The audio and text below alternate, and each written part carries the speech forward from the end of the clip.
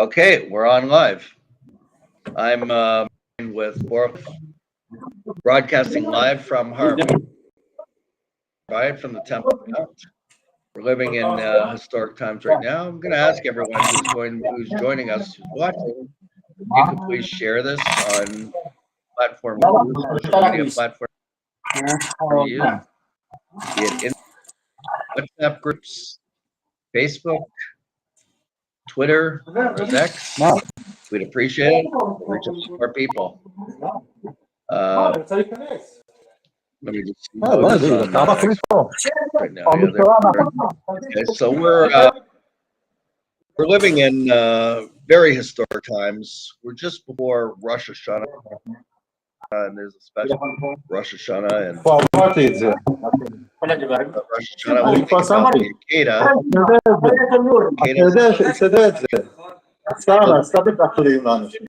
And the lesson of the show where the Akeda took place. So Rosh Hashanah, Israel's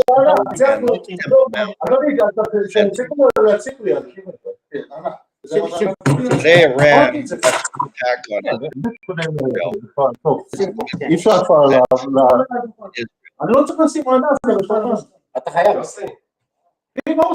Israel has been eliminating Hamas and Hezbollah with great success. In fact, vaporized the leader of Hezbollah last week, Nasrallah. But this war is not over. And we remember October 7th, when Hamas slaughtered Israelis and their support network throughout the world danced in celebration. And they continue to do that. Well, now, the end of the IDF is in full focus. I'll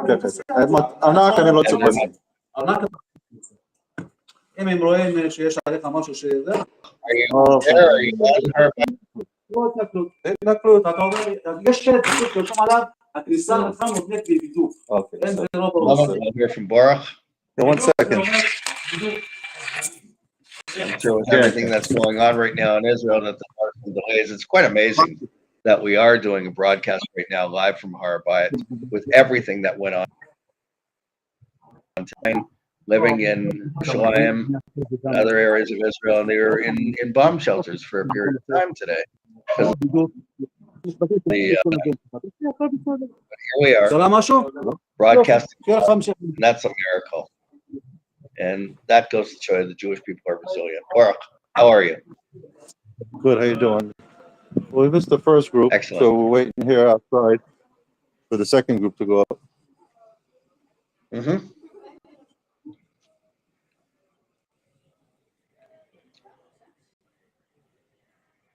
Quite the day today. Yeah. Well, we'll see what happens if they decide to Unbelievable. honor their promise to retaliate.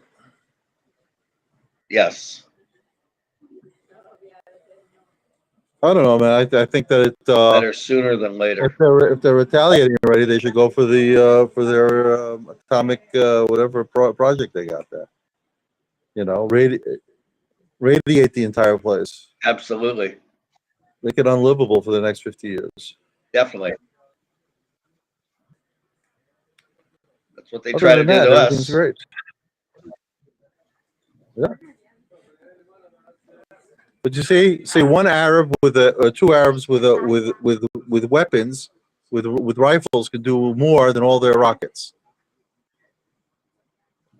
You know, the two Arabs with Hebron who killed seven Jews in Jaffa yesterday. 2 rifles and some knives, kill 7 people, injure another 5, and with these rockets, nobody gets hurt. Right. This proves one thing: Rabbi Kana was right. 100%. 100%. Now, so you mentioned they were from Hebron. Yeah. into Israel proper? Was it they had work permits or No like problem. what's going on? I don't know. We don't know. We don't know all the facts yet. But there's no problem to get across the fence. You know, there's all kinds of places where they cross the fence and nobody stops them, and it's known. I mean, Right. people have filmed it, and it's just the typical negligence on the part of the authorities here that don't put a stop to it. Beyond that, they Are you also, talking about there are those. along Highway 6? Not only there, yes, definitely. There are spots where they climb, they put fences up, they put ladders up, and they climb over the fence, and nobody stops them. Right. Um, there was I remember a period a few years ago in the summertime, they were climbing over the fence. There were buses waiting for them to take them to the beach because they don't have a beach. Right. The unfortunate Arabs living in Judea and Samaria, so they had buses waiting for them to take them to the beach. And the authorities just let this happen without, checking anybody. So they spend all this money on having, um, you know, uh, checkpoints and guards and all that, and yet at the same time, they build this fence for billions of dollars, and in the end, they just climb over the Yeah. fence and nobody stops them. But there are other places also now in the Hebron area, south of Hebron. There's a forest called the Yatir Forest, which kind of separates Right. the part of it's on this side of the fence and part of it's on that side of the fence, and there are just places where they can cut through. And again, it's well known and nobody stops them. So, um, what can I say? It's just a typical, I don't know, stupidity or the typical negligence or the typical criminal behavior of the authorities here that allow this to happen. Beyond that, there are plenty of traders that will for money will drive these guys across. Israelis, whether they're could be even Jews, will what do you call? אני רוצה לדעת, זה עכשיו קבוע? בדיקת תעודות זהות? כן? אוקיי. גם את זה נעצור. חצופים. These got cops are now starting to check tעודות זהות of people. Unbelievable. The identity cards. For years they stopped doing that. Now they're doing it again. So, Bangor's police. Unbelievable. It's just too much. Such they check. They check us, but all the Hamas guys that come through, they don't check.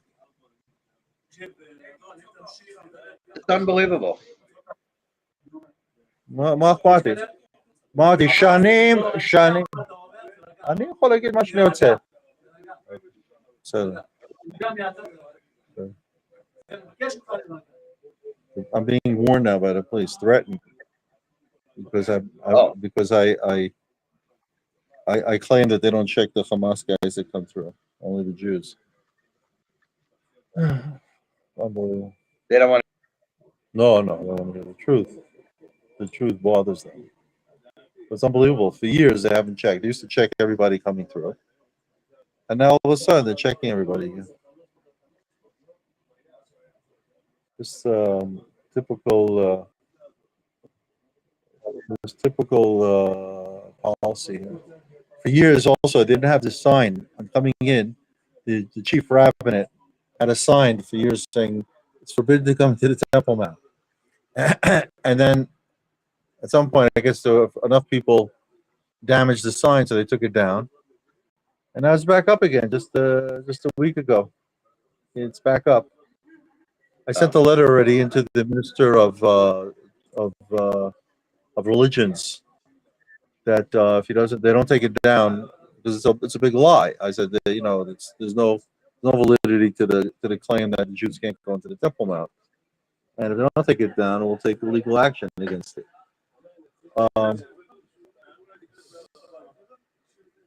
But it's just too much already. These guys are busy attacking us and letting the Arabs kill us.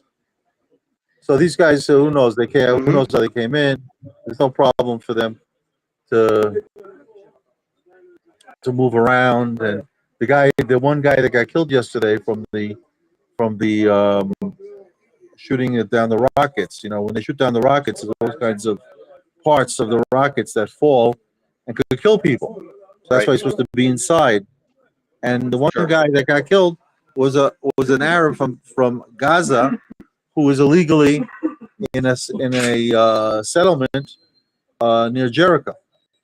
So these guys are all, you know, they're there's no proper policing in this country, and Ben Gvir can do whatever, you know, as much as he wants. It's not going to help. It's the same cops, the same attitude, and it just doesn't change. You know, we're the enemy, and they're here to defend the Arabs. So, you know,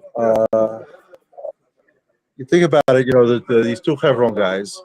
There are plenty of Jews in Hebron and Kiryat Arba, but they don't mess with us. They prefer, which makes a lot of sense. They prefer to go to Tel Aviv and Yaffo.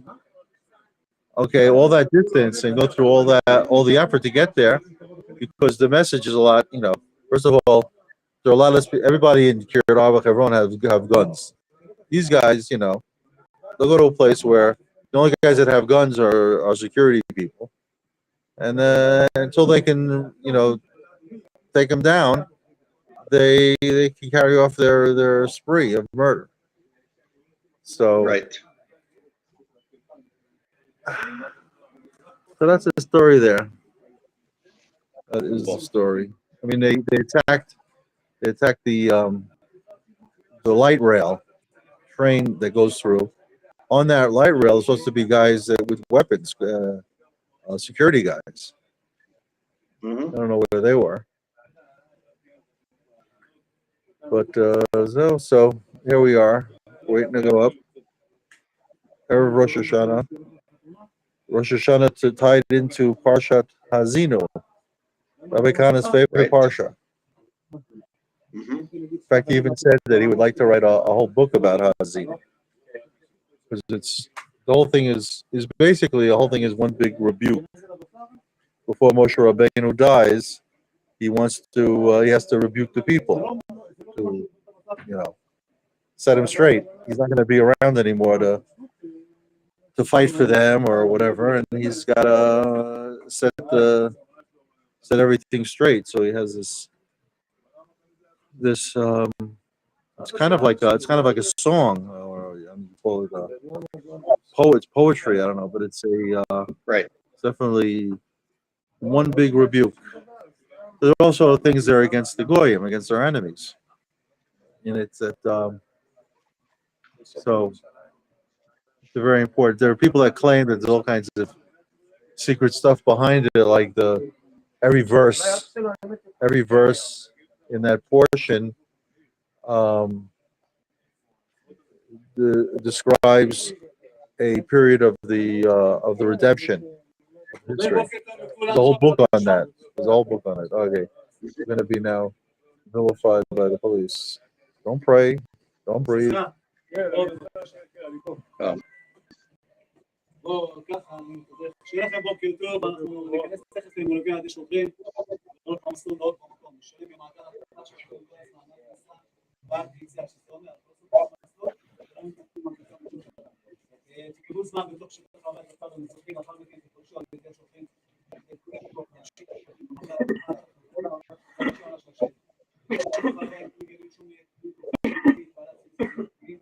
לא נתשפשים פשוט, כל חפץ שאמור לשמור במקוחה, לא בסופו שום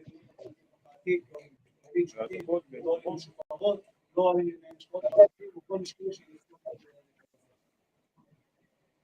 זה להוכיח לעתיד, בטח, אני מרשים לכל מילה.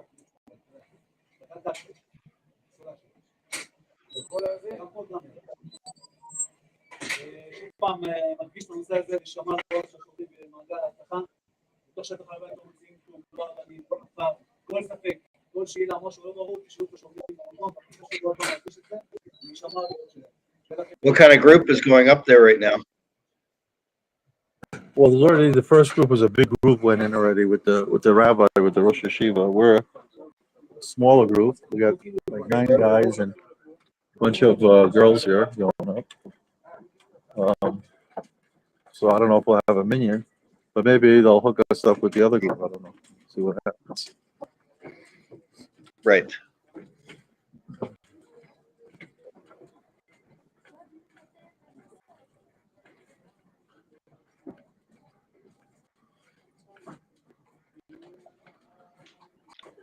Should have let everybody go in as one group. Well, I guess they expect a lot of people today. I assume Erev Rosh Hashanah. I assume there'll be a lot of people. Right. So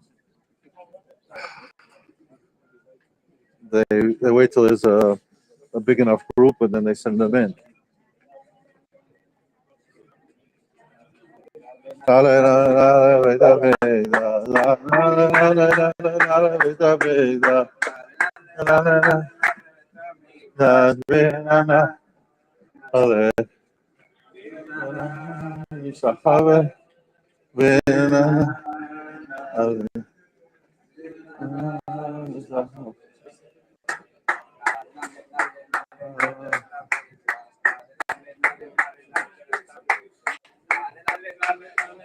Here we are.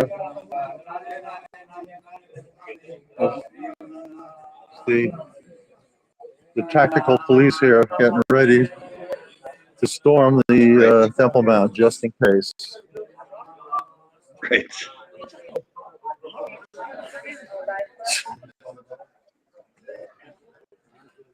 Believe me, in my police force, it's enough. One policeman's enough. You don't need this all these characters here.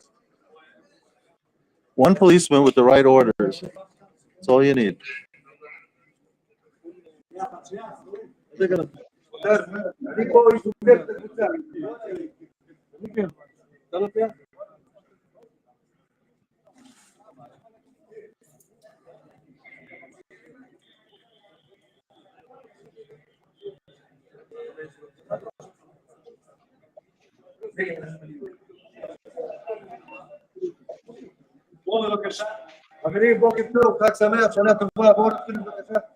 Okay, here we are, entering the Temple Mount from the southwest corner of the Temple Mount. We'll be walking east, north, west, south as we circle the Temple Mount counterclockwise. Okay, of course, today is a very special day. It's the last day of the year, the 29th of Elul, as we get ready to celebrate Rosh Hashanah tonight and tomorrow. And then there's a second day, and that's what I think I really want to discuss with you today, Meir, more than the Parsha or anything else, really, is this concept of 2 days of Rosh Hashanah. I think it's very interesting, and I've done tremendous amounts of study on it, and that people should understand this idea of 2 days of Rosh Hashanah. It's also connected here, the fact that it's celebrated here in Israel in 2 days has a connection to the temple. Well, we'll discuss it, okay? Because really in the Torah, we're told, we read the Torah, that there's 1 day of Rosh Hashanah, the first day of Tishrei, and but back when the Torah was given, and throughout the Zenafala, Sikha, Zenafala. So back in the days, of course we're told that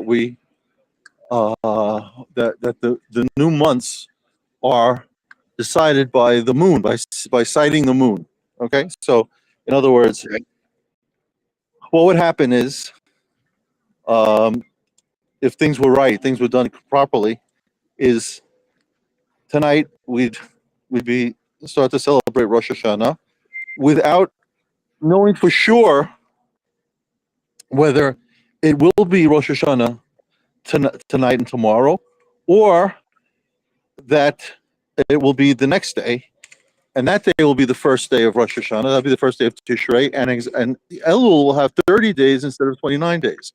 So what happens is that there's the Beit Din, the court is here in Jerusalem and sitting, in the Temple Mount, and witnesses come. They are looking to see the new moon tonight.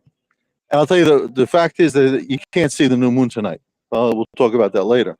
But the bottom line is they wait to see in areas. They go to areas where it's very dark and there's no light that creates a problem to see the new moon. And they look in the direction of where the sun sets, and that's where they look for the new moon. And it's very hard to see on the first night. And usually, and I'll talk about that also, is that they'll see the new moon tonight, then they'll come to Jerusalem, even if it means breaking the holiday, breaking the Sabbath, by coming to Jerusalem, and they'll give their testimony to the court, and the court would take testimony from everybody who came, so that people, wouldn't feel like they're coming for no reason, even though it's enough that just two people say they saw it. Two people together saw it together. They describe the same new moon that they saw, and then the Beit Din, the court, will decide this is the first of Tishrei. This is Rosh Hashanah. Rosh Hashanah is one day. That day, there aren't 2 days of Rosh Hashanah. That's the way things are supposed to be. Of course, there's always the possibility that it's cloudy. They can't see the new moon. Even though they expected to see it according to their calculations, none of the witnesses were able to see it, and no witnesses came to testify that they saw the new moon. And then automatically, the Rosh Hashanah becomes the second day. Whereas the first day they're keeping because they're waiting in expectation for the witnesses to come. But if the witnesses don't come, then the second day becomes Rosh Hashanah, becomes the first day of Tishrei, and that day becomes the 30th of Elul. And so that is the real concept of Rosh Hashanah according to the Torah and according to the way things were supposed to be. Then there was apparently at the time of the first temple, there was a situation because always there were lots of times there were problems with the roads and traveling and moving back and forth, and they were celebrating the first day of Rosh Hashanah on the like it would be tonight, and they're waiting for the witnesses to come, and the witnesses don't show up, and it's already time now for the afternoon service. We call the like today we call it the mincha. It's the afternoon. They bring the afternoon offering. They bring the Levites say the song of the day for Rosh Hashanah, and all the things that are done inside the temple, and then the Levites say, wait a second, we don't know which song we're supposed to sing. Is it the song for Rosh Hashanah, or is it the song for that day of the week? Like every day of the week had a song, like we do at the end of the prayer service. So they don't know what to do, and they mess it up. They mess it up, and then a decree was made by the Sanhedrin, by the court, that if the witnesses don't show up before the afternoon service, then they automatically determine that Rosh Hashanah is 2 days. In other words, even though there are witnesses that will say that the first day is Rosh Hashanah, but we don't take their testimony, and the second day becomes Rosh Hashanah. Because of that edict that occurred back in the time of the first temple, and I don't know how many times that happened, that situation, that the witnesses didn't show up, but it happened at least once for them to make the edict. And so ultimately, there was a situation in Eretz Yisrael where Rosh Hashanah was kept 2 days. But again, remember what happens is that when they do that, the second day becomes the first of Tishrei, and the first day is the 30th of Elul. That's the way it happens in Eretz Yisrael. What happened because of that situation is the rabbis claimed that since both days were really holy, that that it's like one long day. It's considered like one long day. These 2 days are considered one long day. We have people bowing down here. I'm gonna take advantage of the situation and bow down. I'll get somebody to film it. יכול זה. משתחווה? Whoop. You see?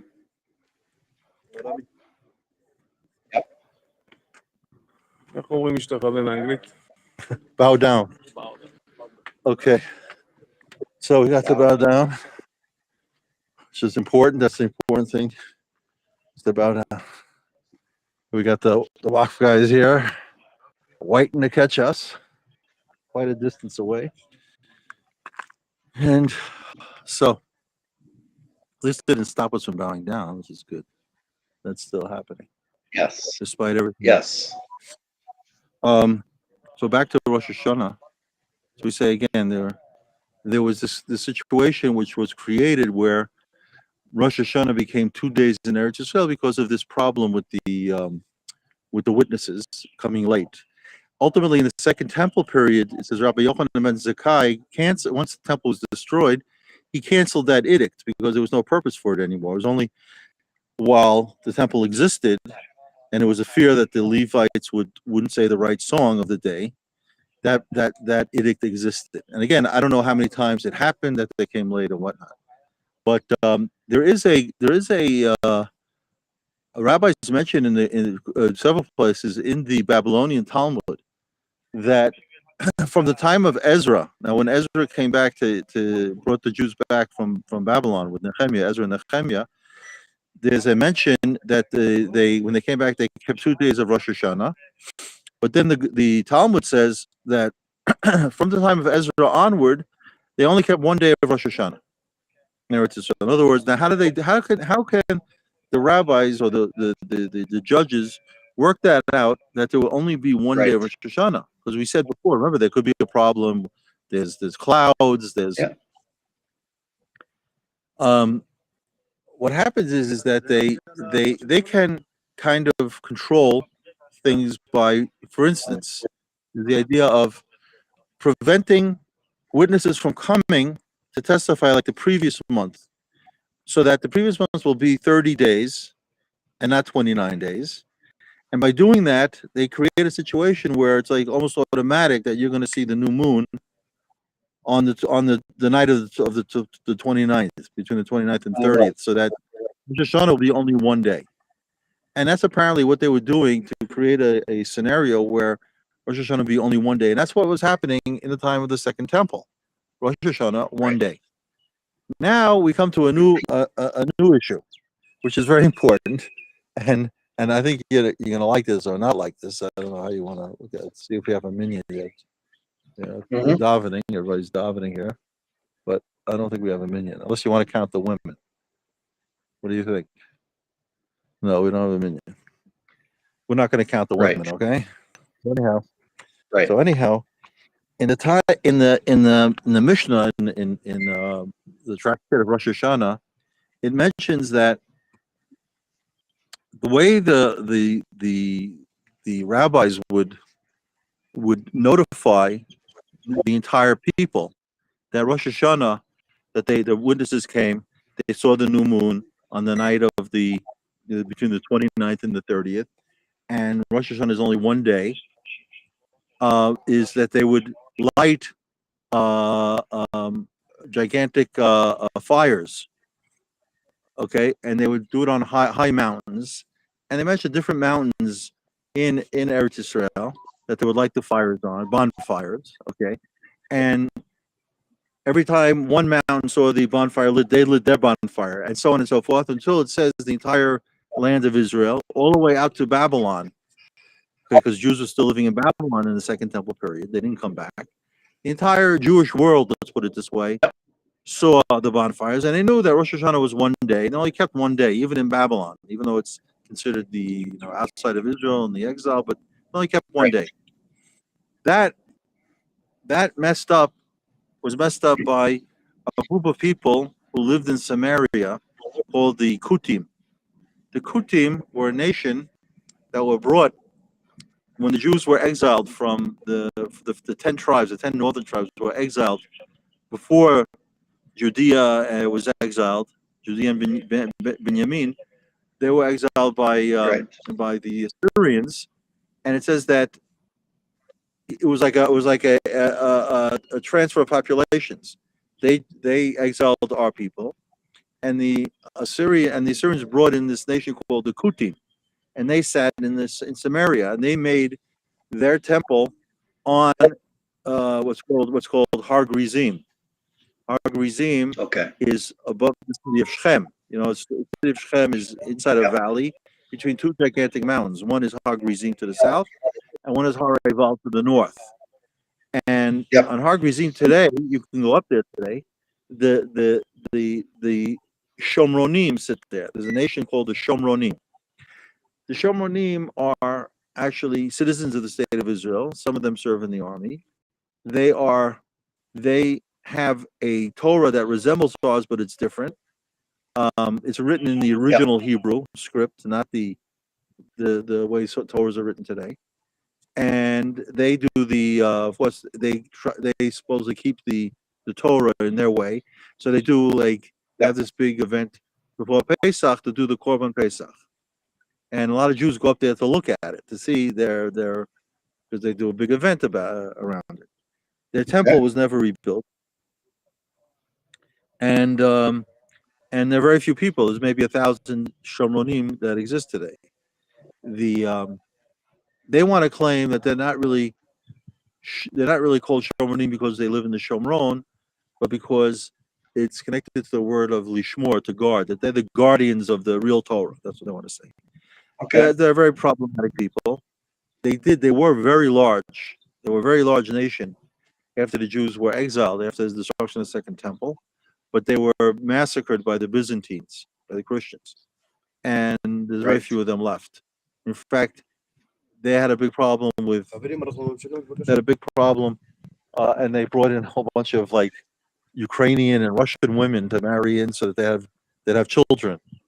So in any event, I sat down several times with different people. We sat down and spoke to their Kohen Gadol to discuss theology, the difference between them and us.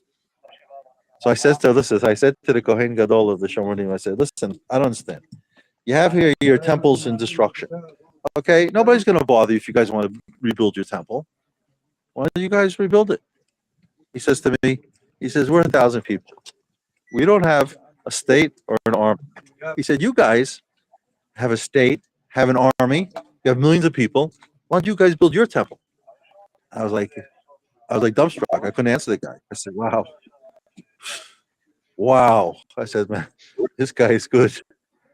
And he's right. He's right. 100% right. That would be the real answer. You want to really stick it to the Iranians? That's it now. Okay. Netanyahu says, that's it. We're rebuilding the temple. That would really stick it to them more than anything else. 100%. So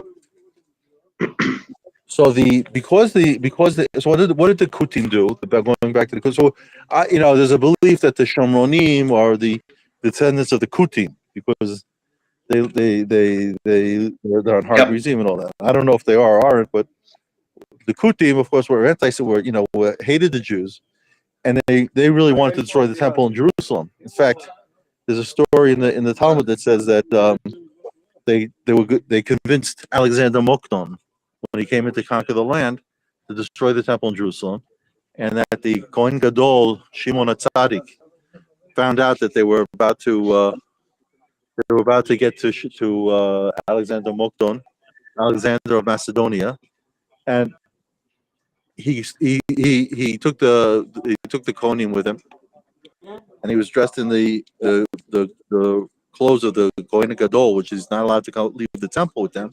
But because of the situation, because it was a drastic situation, he led them, and they what do you call it? He thwarted them off the pass, and Alexander Mokdon saw Shimon HaTzadik, and he got off his horse and bowed down to him and he said, every time I go to war, I see this guy.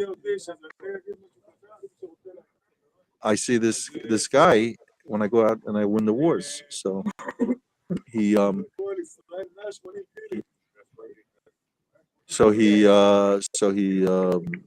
ultimately he instead of destroying the temple in Jerusalem, he destroyed the temple in Har Gerizim of the Shomronim.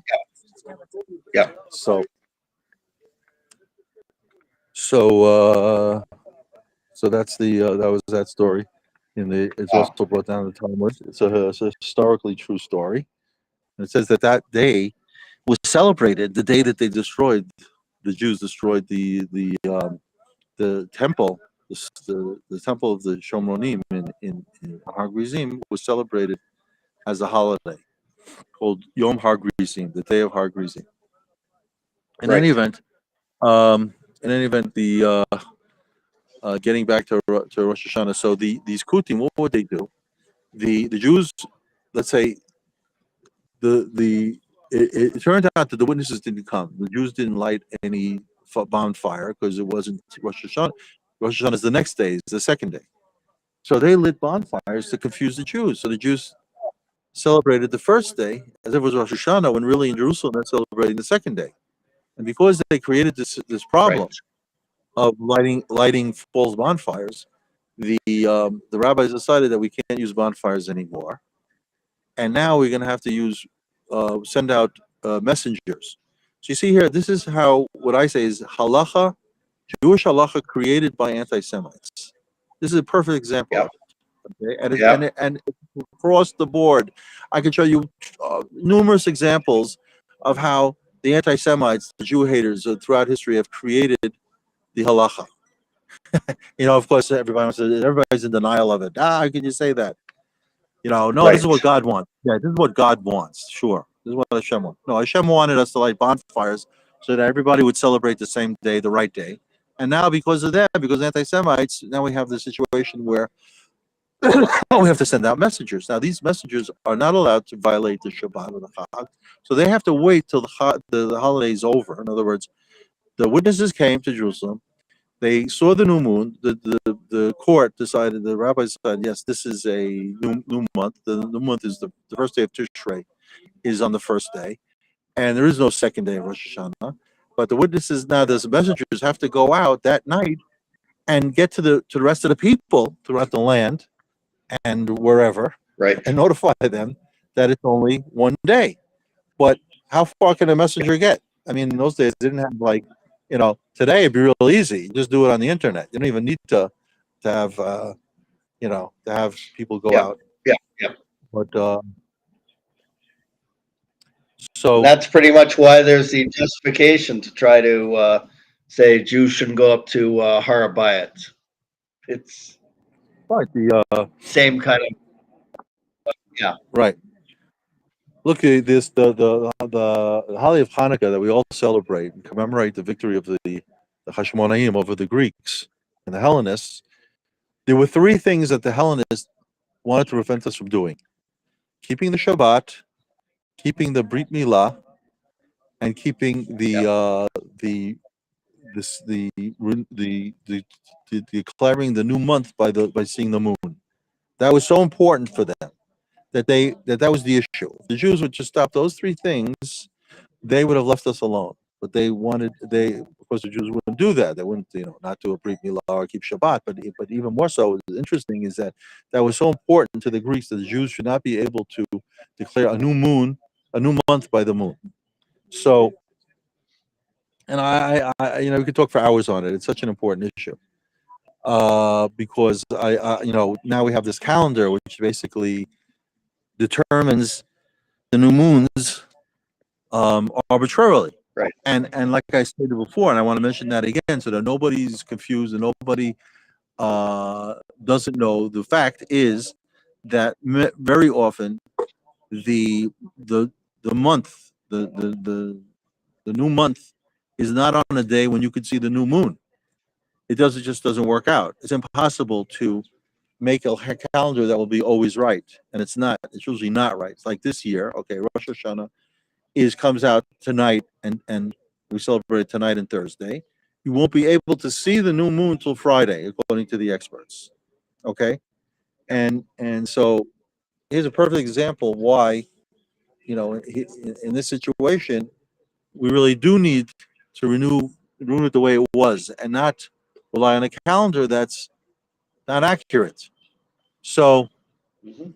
but as long as the calendar is in place and we don't renew it by with a court and witnesses and so on, we have no choice but to accept that that's the new moon is tonight, and tomorrow is the first day of Rosh Hashanah, even though it's not, even though it's wrong.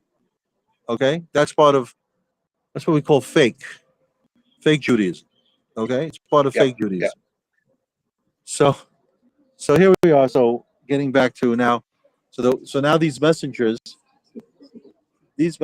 had to go out to um, had to go out and spread the word as quickly as possible that it's the new moon, and it's okay. So the Shabbat's over, the Chag is over. They can get on their horses or their camels or their donkeys or whatever form of transportation they had back then. Um, so and they went out. Now every place they came to, as soon as they heard that, okay, Rosh Hashanah, it was only one day, the first day. They didn't keep the second day. There was no purpose in keeping it. It's not a holiday. It's the second day of Tishrei, and it's not a holy day anymore.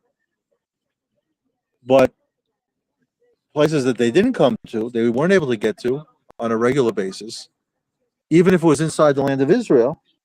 They kept 2 days out of not knowing whether there was one day or not, and they had to keep out of this what we call suffix, this doubt, a second day. The second that you have a situation of a doubt, okay, that second day is what we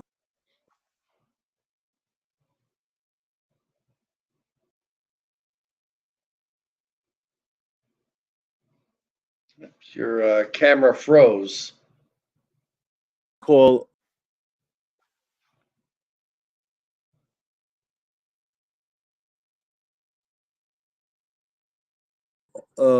it's done. It's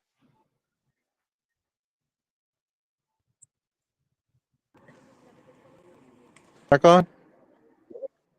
Am I unfrozen? Yes. Okay, I may have to, if the Yep. guy Yep. calls again, I'm gonna have to cut him off. But anyhow, um, Oh, okay. Okay. so the bottom line is that the witnesses certainly couldn't get to Babylon, lands outside of Israel, where the Jews were in exile, stayed in exile, or after destruction, most of the Jews were in exile, and the witnesses couldn't get there. So we had this concept of what's called the second day of the holiday of what's called Yom Sheni de Galuyot, the second day for the people living in the exile, Yep. and that applied not only to Rosh Hashanah, but of course even later was it was the holidays that occurred later, like Sukkot or Pesach. Even though it's in the middle of the month, the witnesses very often weren't able to get there on time to tell them Yep. when Rosh Hashanah was or when the new moon was. In, let's say, Pesach is the month of Nisan, so they weren't able to tell them. So they didn't know to keep one day, when the exact day is. So they kept 2 days out of this doubt. Now, once they started doing this, then it became like a minhag. It became a custom. So even though really there's no need for it anymore, there's a calendar. They know because of this custom, they keep 2 days, and the second day of Rosh Hashanah is because of this custom. In fact, after the destruction of the temple, in Eretz Israel, it became a one-day thing for generations until sometime around the 10th century or so.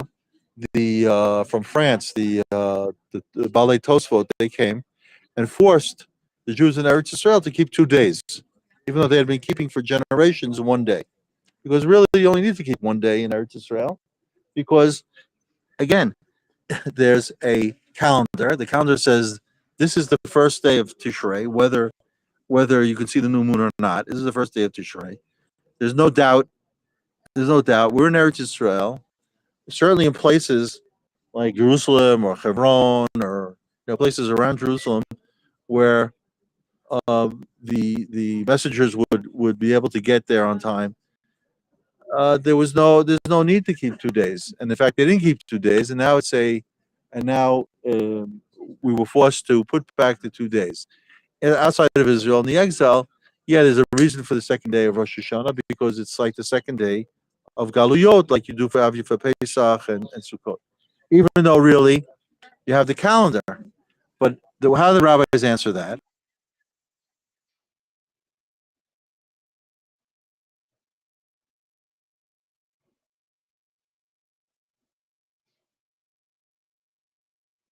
It just froze.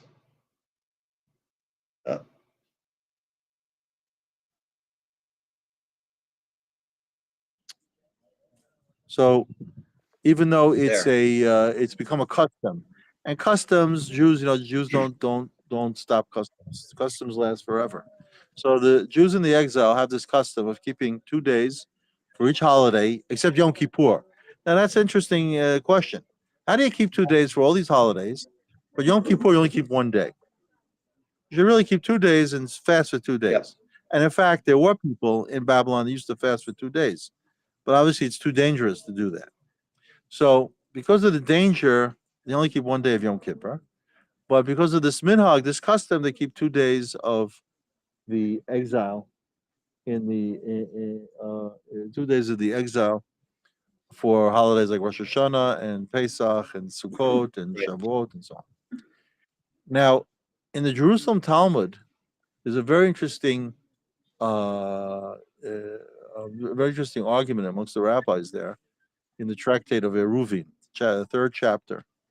And they talk about the issue of 2 days of Rosh Hashanah and 2 days in the Galut and so on and so forth. And the rabbis say there, people think, well, wow, keeping 2 days, wow, thank God, I'm holy. A lot of Jews come to Israel. They live in Montreal or Toronto or New York or wherever. They come to Israel for the holiday, and they openly keep 2 days. You see them walking the shul and they're on the second day of Sukkot or whatever, in their suits and fancy Shabbos dresses and whatnot, and they're going to a minyan, a minyan for the second day. That is absolutely disgusting. That is just totally forbidden. They should not be doing that openly, celebrating their exile inside Eretz Israel. So Right.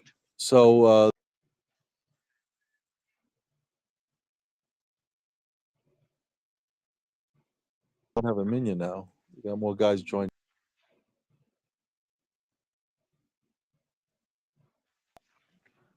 You know what I'm going to do? I'm going to be coming to the Temple Mount the night before. I'm going to send out a mass.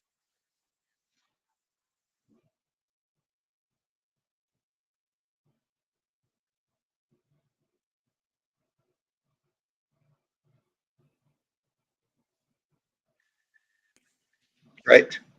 I'm going to send to everybody. I'm going to Temple Mount tomorrow. Please don't bother me. Don't call me between the hours of 7 and 9, 7 and 8:30, whatever.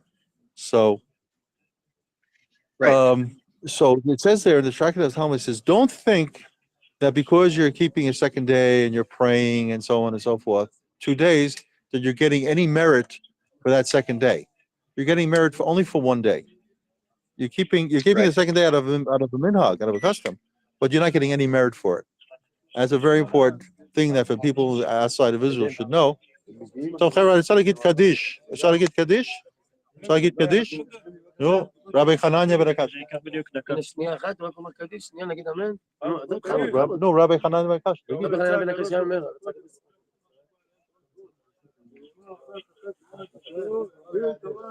יתגדל ויתקדש מרבה, ועמד יברח חיותיו, ימליך מלכותיו, וצמח פה כנב יקרב משיחי, וחייכון וימיכון וחייכו בית ישראל בעגלה בזמן קריב, אמו אמן.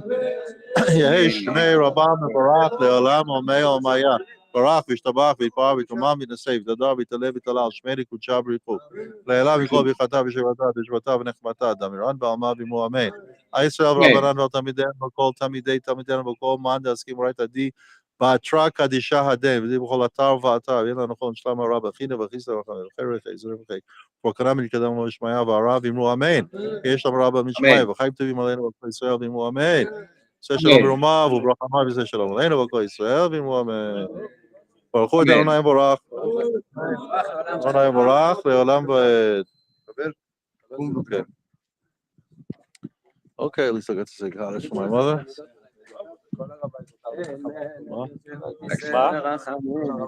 לא, רק הר הבית המקודש. מה שיש בצד המערבי והצפוני, אסור.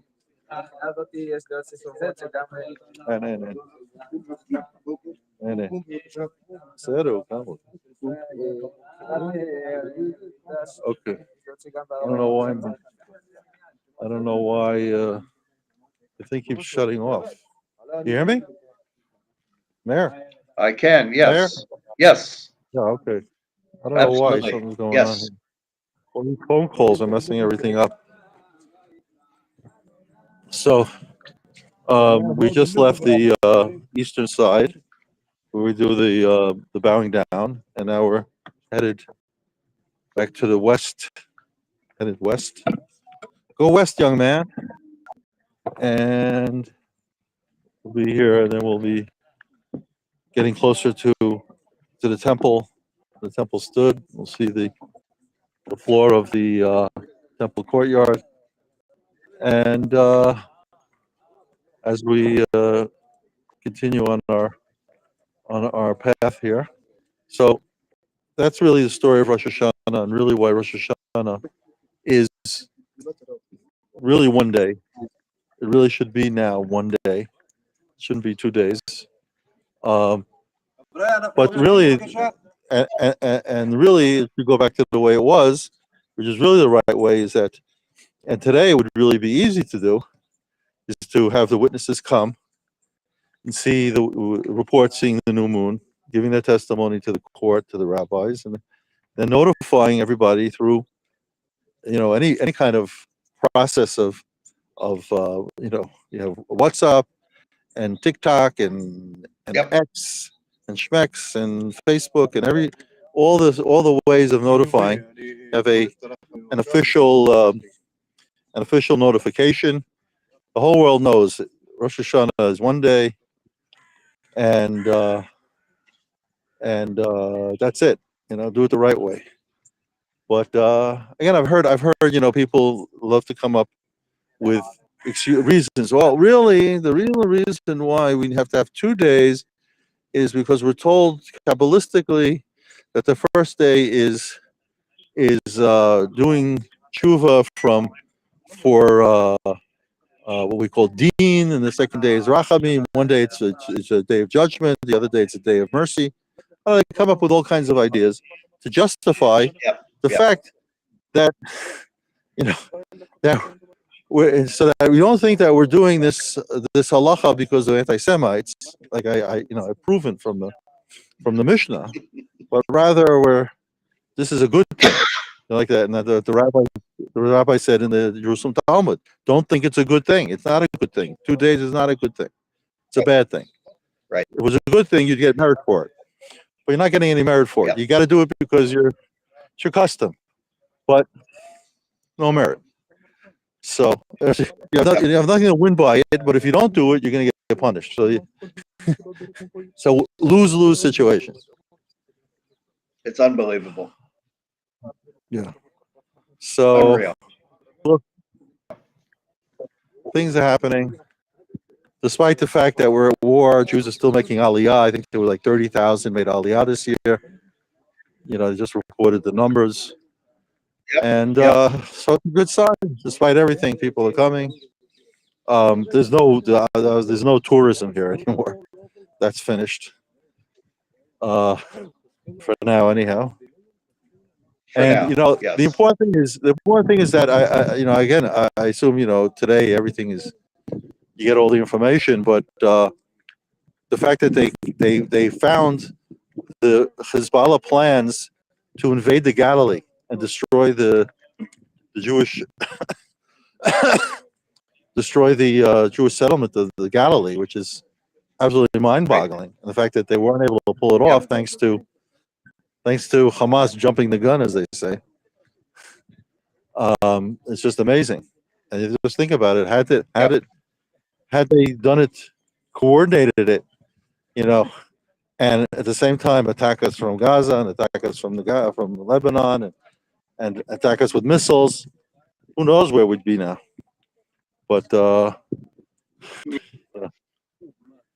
they didn't coordinate it. I don't know what happened, but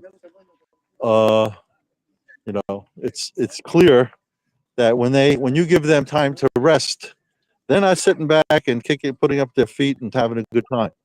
They're busy planning how to kill the Jews. Yep. Okay. Pay attention to people like Blinken or Biden or Harris and take the initiative and do what has to be done and obliterate our enemy. Tunnels and they. Yep. There must be a way to stop people from calling me when I'm on the. Gotta figure that out. But they're busy. They're busy, and they've had years to work on it. And sure. But the amazing thing is, another one of the amazing things is that how bad the intelligence was last year on Simchat Torah, how good it was in Lebanon. Yeah. I mean, it's like two different armies, two different intelligence forces. Yep. So, Meir, let's see what you have to say. Well, look, like I said, I mean, these are historic times, and we went through a catastrophe on October 7th, and now it just seems that we're reestablishing ourselves, and hopefully it continues. That's good leadership, proper leadership to annihilate our enemies and reclaim Har Bayit. Yep. That's what we have to do.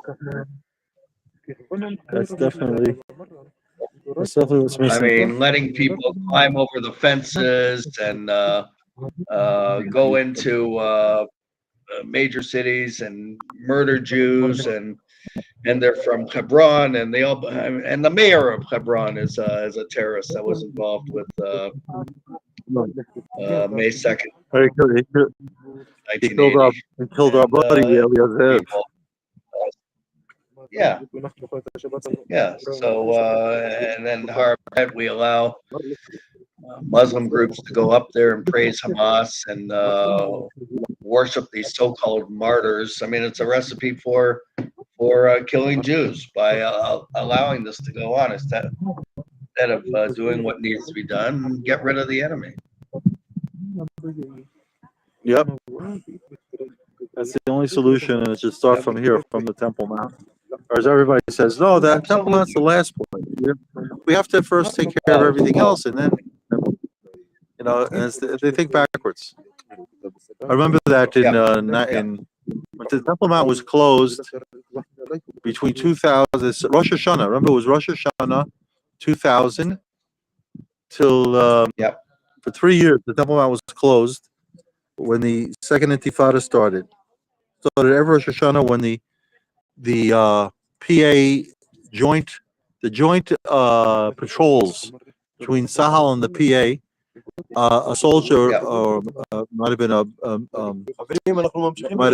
border policeman, was killed by the guys from the Arabs from his what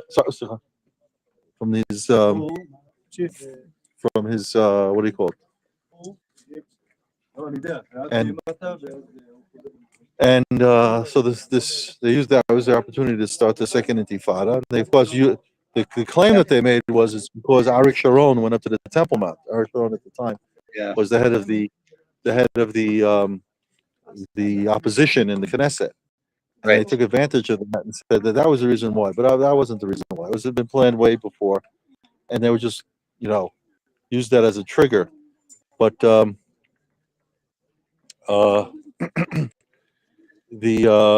am I bringing this up is because, again,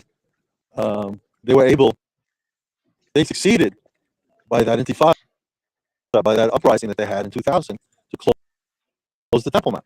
So exactly 24 Yep. years ago, they closed the Temple Mount to Jews as well as tourists for 3 years. But who continued to come up? The Arabs. Nobody stopped the Arabs from coming up. They just Right. kept coming.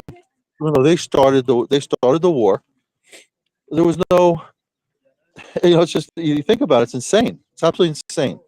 So, a group of us asked to meet with at the time the minister of police from the Likud party, a guy who דוד חי.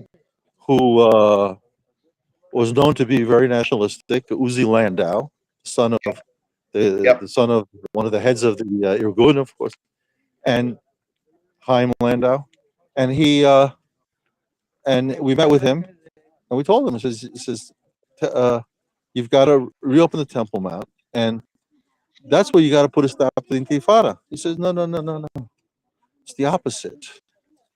We have to do the opposite. We have to stop the Intifada, and then we have to open the Temple Mount. It's not going to happen. So there was a new government after that. זה אתה בשיחה איתו. זה בכל העולם. יש פה בכל העולם. אתה רוצה להגיד משהו לכל העולם היהודי? שנה טובה מתוקה. Oh. סרוויס. There you go. You heard it here first. So, Yes. After the new government that came after that, the minister of police was Tzachi Negbi, and we met with him, and he had decided.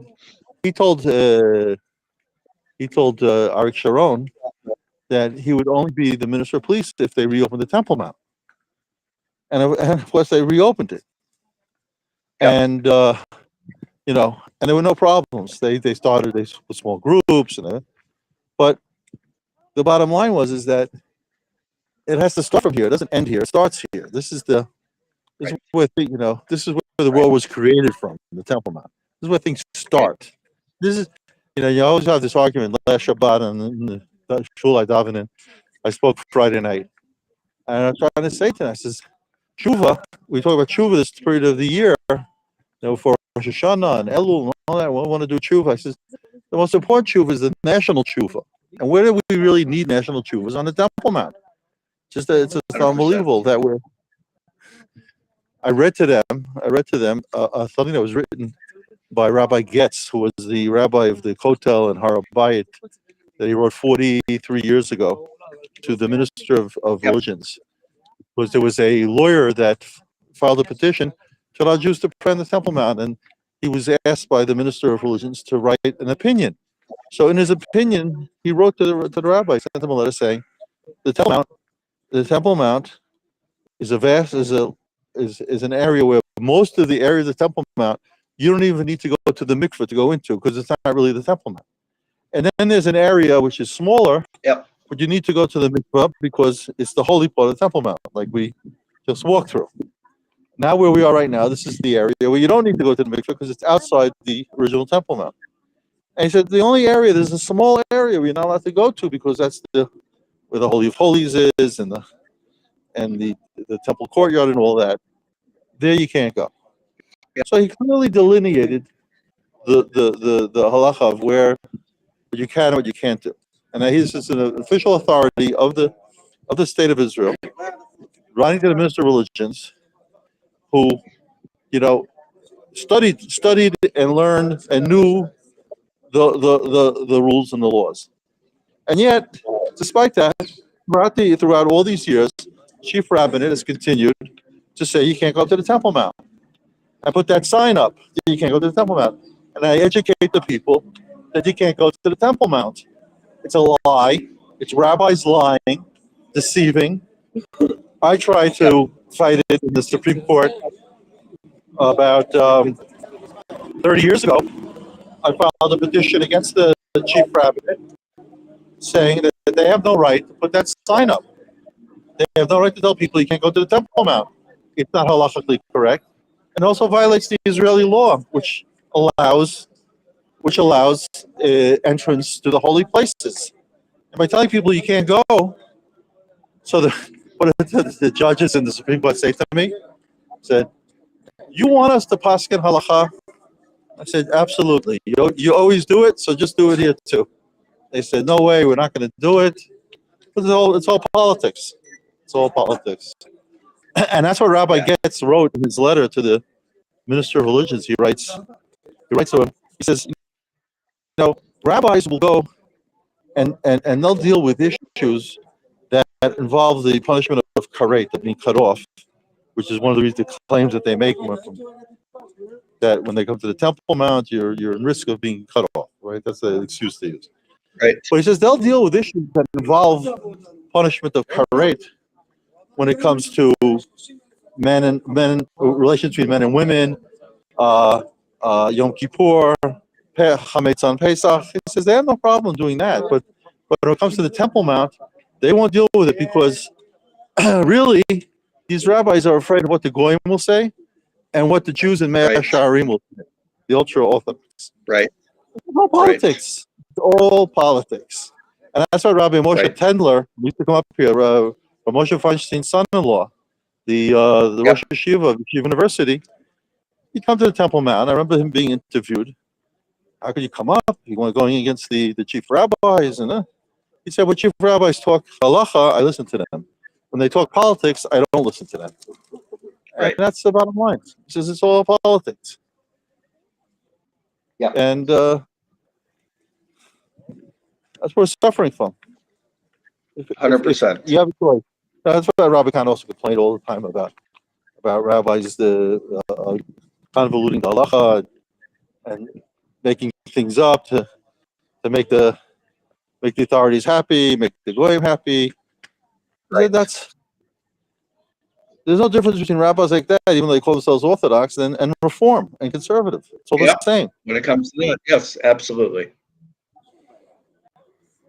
That's why, when we think about honoring the rabbis, we think about rabbis that don't do that speak the truth no matter what, and they'll suffer the consequences too. Right. From telling the truth.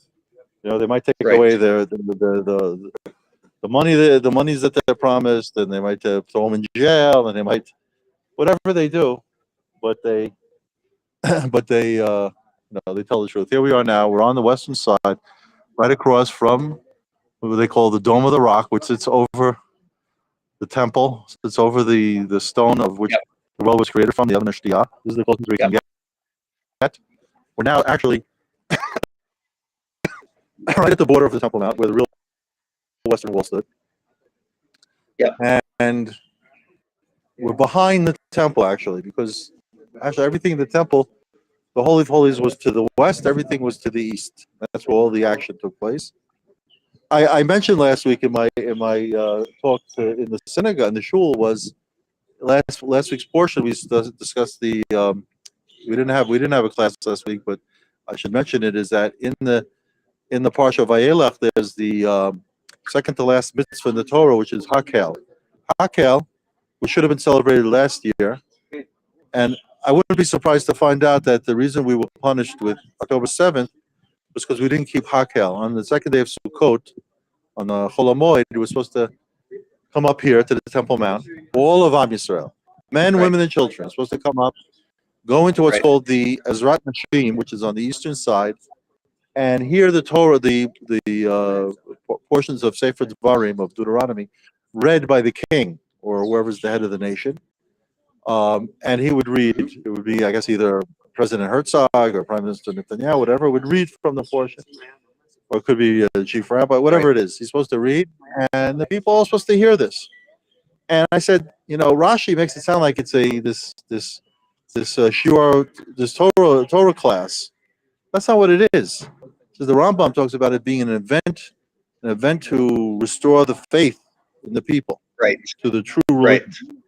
And I said, nobody talks about it, but think about it. We're told to go into an area of the Temple Mount, which is 70 meters by 70 meters. And I asked people in the audience who are engineers, I go, how many people can you fit into an area of 70 by 70 meters? The answer I got was about 1,000. I said, we're talking about millions of people in an area that physically only can fit 1,000 people. So you're talking here about an event that is beyond the rules of nature. It is a miraculous event, like what event? Like the giving of the Torah at Mount Sinai, which is a miraculous event. I said that's what it is. Hakel is a kind of like a reenaction of the giving of the Torah on Mount Sinai. And so it's a miraculous event, defies nature, and restores the faith of the people, everybody partaking, in this miraculous event. I mean, that certainly should have a powerful effect on everybody, including the children, right? Why do you bring children? Children, they're not there to hear a Torah class. They're here to partake in this event. That's why they say that, today the big thing is have happenings, events, musical events, and all kinds of happenings and all that. But it's no different that this is what causes people to be affected. I mean, so much classes are good, but it's not the same as an event which very often awakens people to. No, Hakel is huge. Yes. So we didn't do Hakel last year like we were supposed to, because Hakel is done the year after the Shemitah year, after the sabbatical year. So 2 years ago was the sabbatical year. We finished the sabbatical year last year, and then we were supposed to have the Hakel. We didn't have it, and then we had 7th of October. They had the Nova event instead of Hakel. They had the Nova event. This is what they had. Right. So, and people, and that's it. That's where we stand. We're on the one hand still stuck in this twilight zone, but things are like we see. Things are improving. Jews are fighting. Enemies of Israel being killed and destroyed. Jews are bowing down on the Temple Mount. So we always have to look at the positive side, right? Not the negative. Yes. The negative 100%. The negative is bad, and it has to be. You can't ignore it, but at the same time, it can't stop us from doing what we have to do. So, Mayor, as we leave the Temple Mount, I want to wish everybody a happy and healthy New Year. A year that we see Jewish strength, Jewish pride, destruction of our enemies, the rebuilding of the temple, the renewing of the service on the Temple Mount, all the Jews coming back to the land, us restoring all the borders of Israel to the biblical borders, and of course that we should merit to have leaders like David HaMelech and like Shmuel Hanavi, and like we mentioned before, Shimon Tzaddik, and all the great leaders that we've had in the past. We should merit to have leaders like that. Absolutely. Okay, here's our last look of the Temple Mount, the place of the temple, as we leave. And we'll continue next year. Excellent. Next year before. Next year. Next week before Yom Kippur. Yes. Yes. Absolutely. Thank you, Baruch. Okay. Thank you very much. Keep up the good work. Take care. Thank you. Bye-bye.